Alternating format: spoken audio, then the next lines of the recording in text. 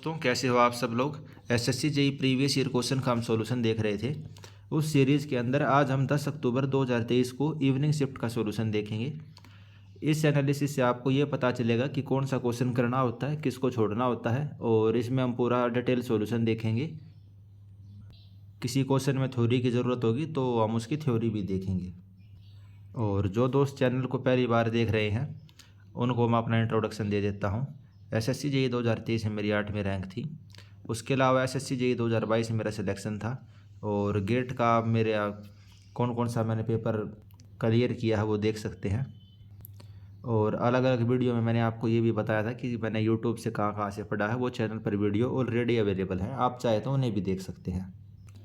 ये चीज़ें शो करने का पर्पज़ बस यही है कि जो आपको कंटेंट दिया जा रहा है वो अप टू मार्क है और पेपर की रिक्वायरमेंट के हिसाब से ही मैं आपको सॉल्यूशन करवाऊंगा। तो दोस्तों क्वेश्चन नंबर 1 से शुरू करते हैं। Which of the following statement regarding an electronic theodolite fitted with A graduated circle encoded in an incremental system is incorrect. तो इस क्वेश्चन में हमसे इनकरेक्ट पूछा हुआ है एक इलेक्ट्रॉनिक थियोडोलाइट के बारे में। फर्स्ट ऑप्शन है one of the photodiode is fix and other move with the telescope.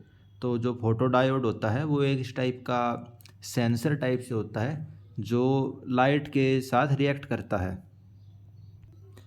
दोस्तों इस टाइप का कुछ फोटोडायोड होता है, ये लाइट के साथ रिएक्ट करता है।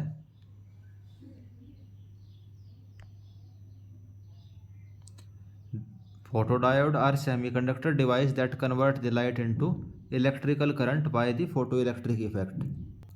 और दोस्तों जो इलेक्ट्रिक थियोडोलाइट होता है वो कुछ इस टाइप का होता है, जैसा इस डायग्राम में आप देख सकते हैं। ये कंप्यूटर टाइप से अटैच होता है और ये इसका टेलीस्कोप है। और वर्टिकल सर्कल तो आपको पता ही है, जैसे इस डायग्राम में ये वर्टिकल सर्कल दिखाई दे रहा है, इस टाइप से एक वर्टिकल सर्कल होता है थियोडोलाइट के अंदर।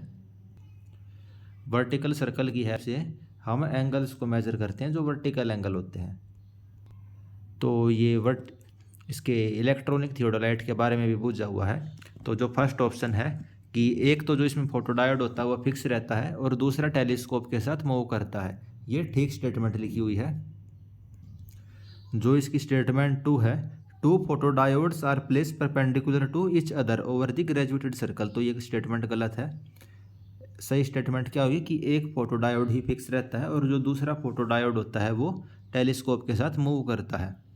फोटोडायोड मैंने आपको बता दिया एक टाइप का सेंसर होता है जो लाइट के साथ रिएक्ट करता है। Third statement the graduated circle is fix and does not move. तो ये ठीक बात है, ग्रेजुएटेड सर्कल फिक्स रहता है और ये मूव नहीं करता। The graduated circle is made of glass. तो ये भी ठीक है, जो सर्कल रहता है ग्रेजुएटेड वाला ये ग्लास का बना हुआ होता है। तो इस क्वेश्चन को मैं आपको बता देता हूँ, प्रीवियस ईयर का तो ये क्वेश्चन नहीं है और नॉर्मली भी इस टाइप का क्वेश्चन हम नहीं पढ़ते, तो ये पहला क्वेश्चन डिफ़िकल्ट था। लेकिन अगर आपके पेपर में ऐसे पहला क्वेश्चन डिफ़िकल्ट आ जाए तो आपको होप लूज नहीं करनी है, आगे वाले क्वेश्चन बिल्कुल आसान आसान आएंगे। Second number question, which of the following section is ideally suited for a compression member. तो इनमें से कौन सा सेक्शन कंप्रेशन मेंबर के लिए बेस्ट सूटेबल है। पहला statement, section with high amount of material unevenly distributed. Unevenly distributed का मतलब है कहीं पर मटेरियल ज़्यादा है कहीं पर कम है, तो ये पहला तो हो गया गलत। Second, section with large length. तो लार्ज लेंथ वाला सेक्शन भी नहीं होगा, जैसे लार्ज लेंथ वाला आप सेक्शन इस टाइप से, कोई पतला सा सेक्शन और बहुत ज़्यादा लेंथ होगी तो वो तो इस टाइप से वो हो जाएगा, उस पर लोड पड़ते ही। Third statement, section with the same moment of inertia about perpendicular axis passing through its centre of gravity. तो ऐसा सेक्शन जिसका मोमेंट ऑफ इनर्शिया दोनों एक्सिस के अबाउट सेम हो। जैसे ये हमारा कोई सेक्शन है, इसका मोमेंट ऑफ इनर्शिया इस एक्सिस के अबाउट भी और इस एक्सिस के अबाउट भी सेम हो, तो इस टाइप का सेक्शन कंप्रेशन मेंबर के लिए बढ़िया है। Fourth statement, section with different moment of inertia about perpendicular axis passing through its centre of gravity. तो फोर्थ नंबर स्टेटमेंट भी गलत हो जाएगी। जैसे ये हमारा कोई सेक्शन है, अगर इस तरफ मोमेंट ऑफ इनर्शिया ज़्यादा है और इस तरफ कम है, तो जिस तरफ मोमेंट ऑफ इनर्शिया कम होएगा वो उसी साइड से बक्कल हो जाएगा। बक्कल यानी कि इस टाइप से हो जाएगा सेक्शन, उसमें डिफॉर्मेशन आ जाएगा, तो ये तो गलत है। अगर दोनों तरफ होगा तो ऐसे फेलियर का हमें ये पता नहीं होगा पहले से ही किस साइड फेलियर होएगा, तो उस टाइप का सेक्शन गुड रहेगा। तो इस वाले को हम एलिमिनेट करके भी इसका थर्ड नंबर ऑप्शन आप इजीली कर सकते थे।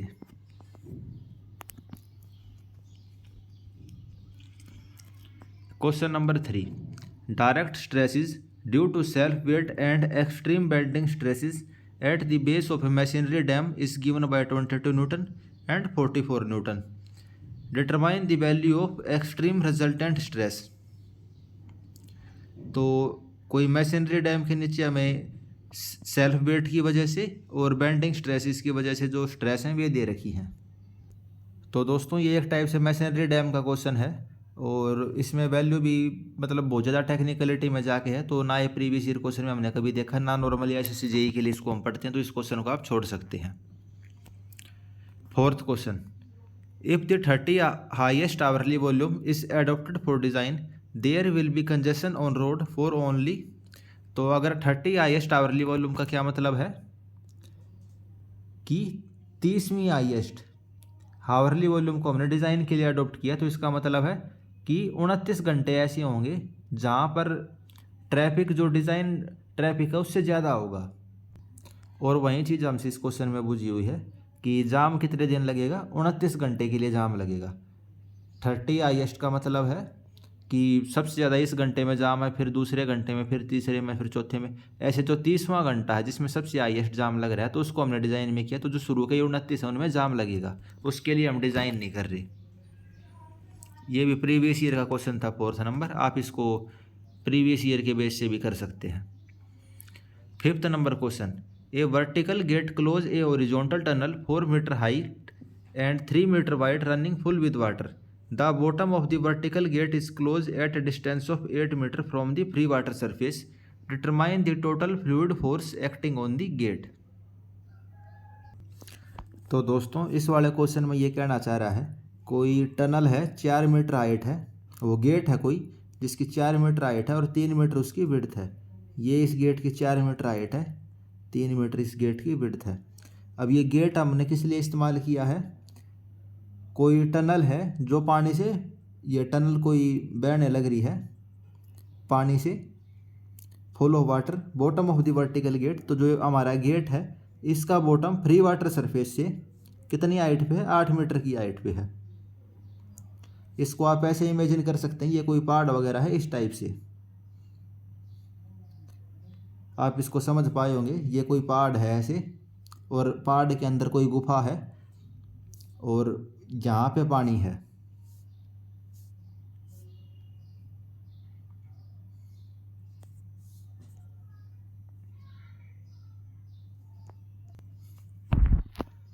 तो दोस्तों जो फ्लूइड वाला चैप्टर है उसके अंदर आपने पढ़ा होगा जो फोर्स होता है, फोर्स का फॉर्मूला हम लगते हैं WAX। तो W तो होता है unit weight of water, area होता है उसका जो गेट वगैरह है जो सरफेस है, X होता है centroid from the water surface. तो 4 मीटर का गेट है, 8 मीटर हाइट है, तो इसका जो सेंटर ऑफ ग्रेविटी होगा वो कहाँ होगा, फ्री वाटर सरफेस से 6 मीटर की हाइट पे, क्योंकि 4 मीटर तो ये हो गया और 4 मीटर का आता 2 मीटर, 4 और 2 6 मीटर पे। तो यूनिट W होता है unit weight of water, unit of weight of water होता है 9.81 किलो न्यूटन, एरिया है 4×3, सेंटर ऑफ प्रेशर कहाँ है 6 मीटर पे। लेकिन दोस्तों इस क्वेश्चन में जो सारा फंडा था वो इस 9.81 का था। हम जैसे एसएससी जेईई का पेपर है तो हम 9.81 नहीं लेते, हम 10 किलो न्यूटन लेते हैं, लेकिन जो इन्होंने इसका आंसर मानना है वो 9.81 के हिसाब से मानना है।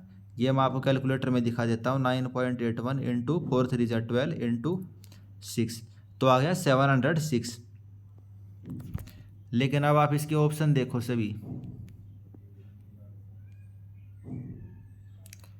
सभी ऑप्शन कितने पास हैं और इन्होंने इसका आंसर माना है 706 को। अगर हम यहाँ पे 9.81 की जगह 10 लेके इस क्वेश्चन को सोल्व करते तो हमारा आंसर आता 720। तो इस क्वेश्चन के अंदर इन्हें बताना चाहिए था कि जो ग्रेविटी की वैल्यू है वो 9.81 लेनी है या 10 लेनी है। क्योंकि एसएससी जेई के अंदर हम जी की वैल्यू नॉर्मली 10 लेते हैं, क्योंकि हमारे पास कैलकुलेटर नहीं होता इस पेपर के अंदर। तो इस क्वेश्चन को आप बिना कैलकुलेटर के सोल्व नहीं कर सकते थे, और ये एसएससी जेई की तरफ से ही क्वेश्चन को इन्होंने टफ बनाने की कोशिश की हुई है। 6th question, level surface in term of levelling is ए।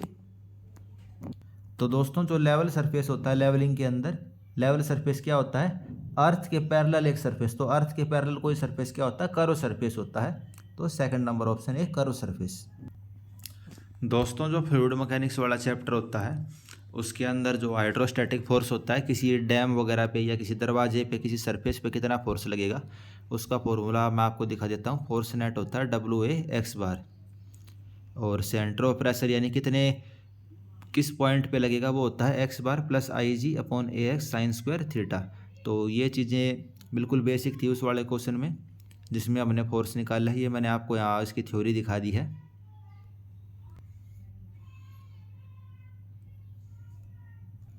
और दोस्तों सर्वे के अंदर जो बिल्कुल स्टार्टिंग का ही चैप्टर है उसके अंदर हम पढ़ते हैं कि लेवल सरफेस क्या होता है और हॉरिजॉन्टल सरफेस क्या होता है।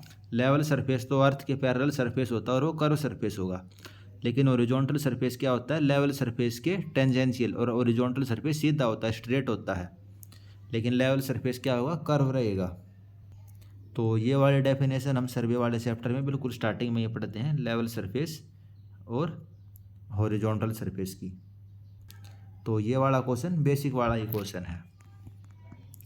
7th number question, find the value of shear force at 1/4 of the given span from the left support as shown in the below diagram.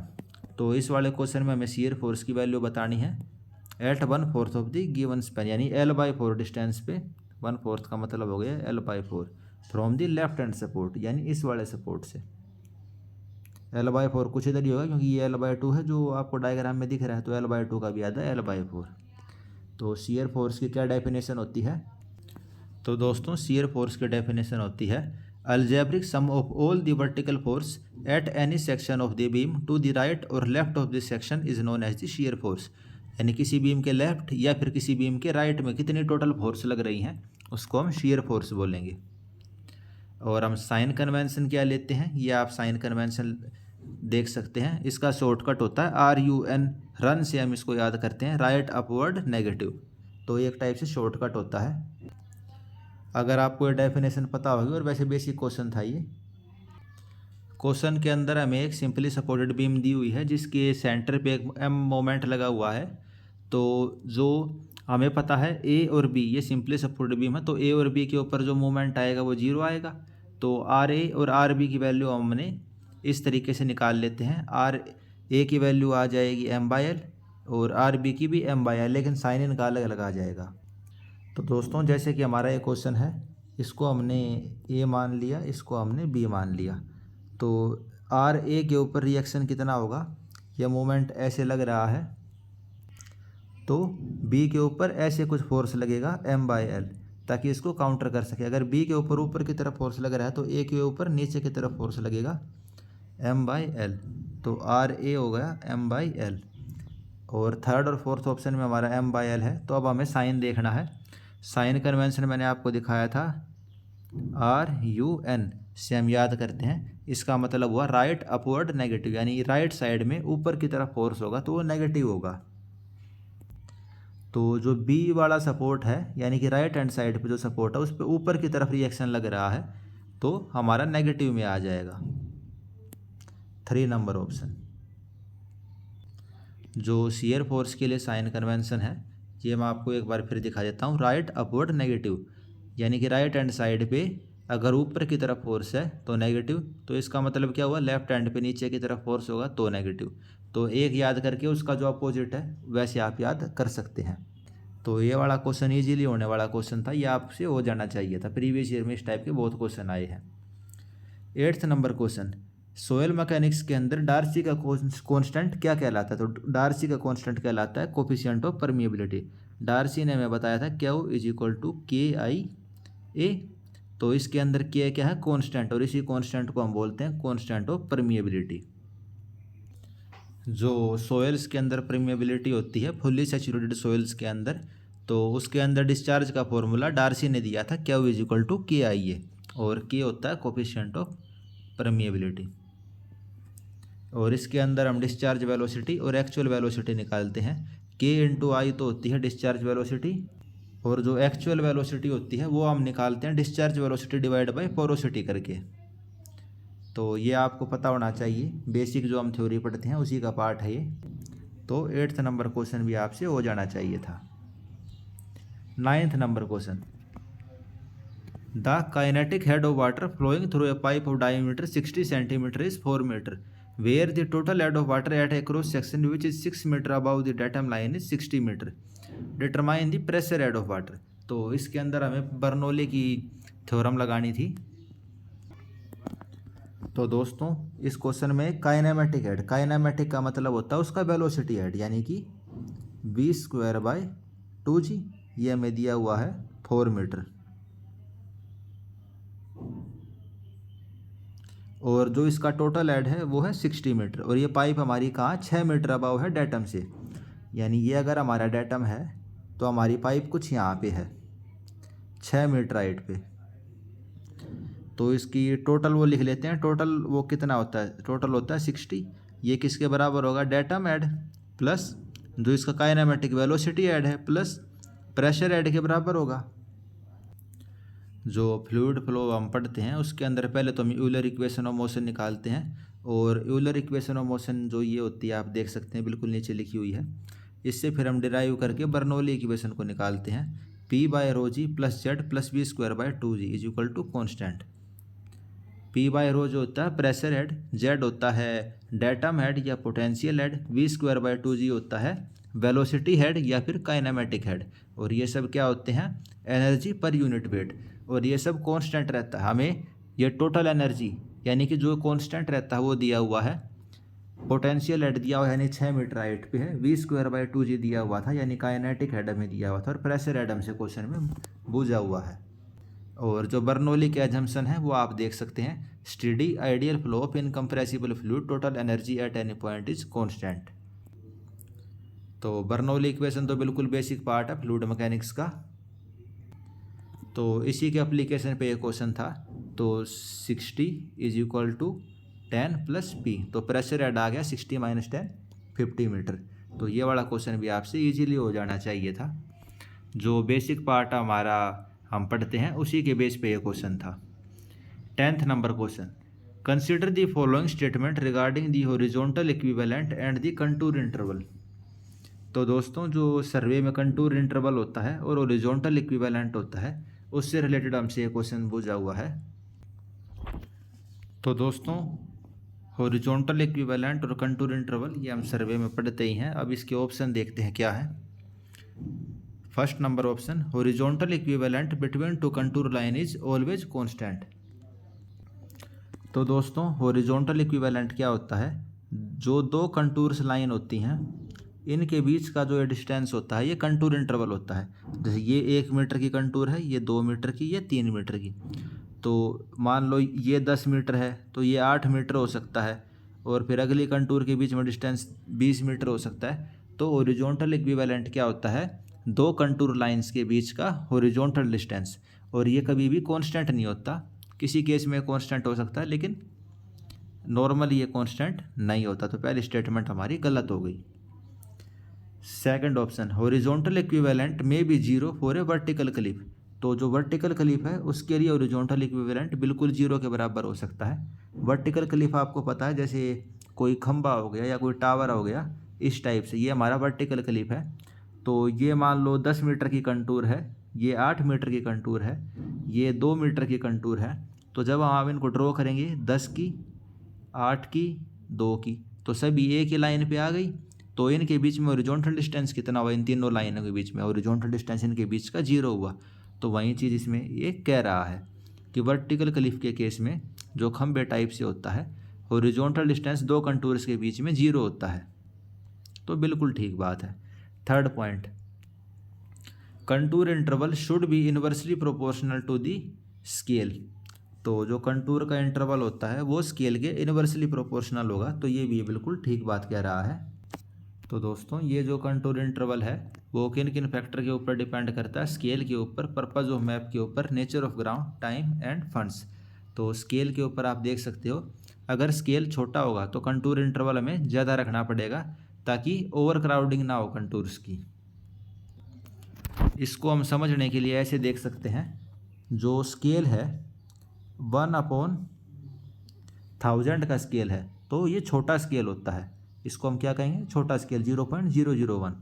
तो क्या होएगा, मान लो 10 किलोमीटर का जो एरिया है वो एक कागज़ के ऊपर बन जाएगा। 10 किलोमीटर का एरिया एक पेपर के ऊपर बन जाएगा, क्योंकि स्केल देखो आप 1/, इसको 10,000 ले लो चलो, तो 10 किलोमीटर का जो मैप है किसी टाउन का वो छोटे पे बन जाएगा। और मान लो से कंटूर हम ऐसे ऐसे हमने ड्रॉ किए, तो ये कंटूर इंटरवल हमें क्या लेना पड़ेगा? कंटूर इंटरवल हमें ज़्यादा लेना पड़ेगा। स्केल छोटा है, कंटूर इंटरवल क्या है? ज़्यादा है।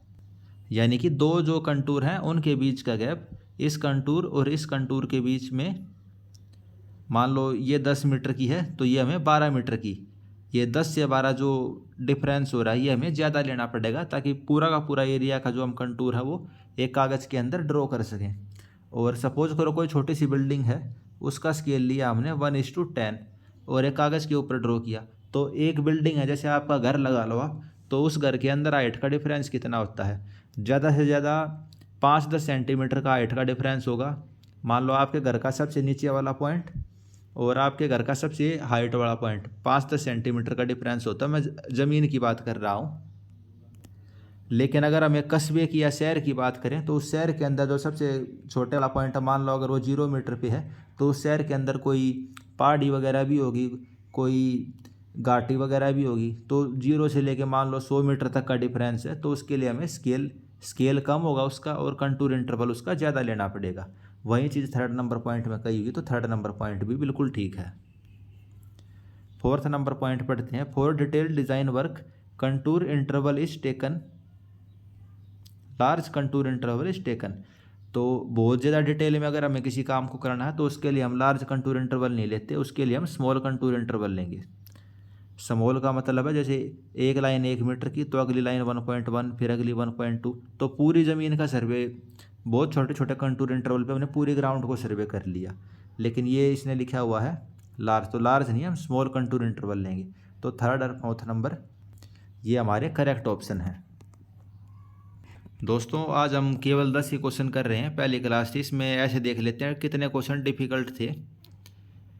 ये 10 ईजी था, 9 भी ठीक ठाक कर सकते थे आप, 8th भी हो सकता था, 7th भी हो सकता था, 6th भी हो सकता था। 5th क्वेश्चन डिफ़िकल्ट था, 5th क्वेश्चन आप नहीं कर सकते थे। 3rd डिफ़िकल्ट था, नहीं कर सकते थे। 2nd कर सकते थे, 1st नहीं कर सकते थे। यानी शुरू के आपने देखे, शुरू के 5 में से 3 क्वेश्चन डिफ़िकल्ट आए हमारे। जैसे मैं बता देता हूँ, शुरू के हमने 5 क्वेश्चन किए, शुरू में से 3 डिफ़िकल्ट थे, लेकिन जो अगले 5 किए वे भी आसान होने वाले क्वेश्चन थे। यानी आज हमने टोटल 10 क्वेश्चन करे, तो 10 में से 3 क्वेश्चन डिफ़िकल्ट थे। इसका 10 में से आपका स्कोर 7 मार्क्स का होना चाहिए। और जैसे शुरू के 5 में से 3 क्वेश्चन डिफ़िकल्ट आ गए, तो उस चीज़ से घबराना नहीं होता है, वो कंपेंसेट हो जाएगा आगे चल के। आगे ईजी क्वेश्चन भी आएंगे और डिफ़िकल्ट क्वेश्चन भी आएंगे। ठीक है दोस्तों, आई होप इस वीडियो से आपको सीखने को मिला होगा कि पेपर में कौन से क्वेश्चन अटैम्प्ट करने होते हैं, और कुछ क्वेश्चन ना भी हो तो उससे इतना कुछ फ़र्क नहीं पड़ेगा। इजी और डिफ़िकल्ट क्वेश्चन का मिक्सचर होता है, और ओवरऑल जो फाइनल है ज़्यादा क्वेश्चन आसान वाले ही आएंगे। आप सब ऐसे ही पढ़ते रहिए, रिवीजन करते रहिए, कभी भी नोटिफिकेशन आ सकता है। पेपर जब तक नहीं होता है तब तक आपको पढ़ते रहना है। Thank you friends. अगर आपका कोई डाउट है तो आप कमेंट कर दीजिए, उसको हम डिस्कस कर लेंगे। Thank you.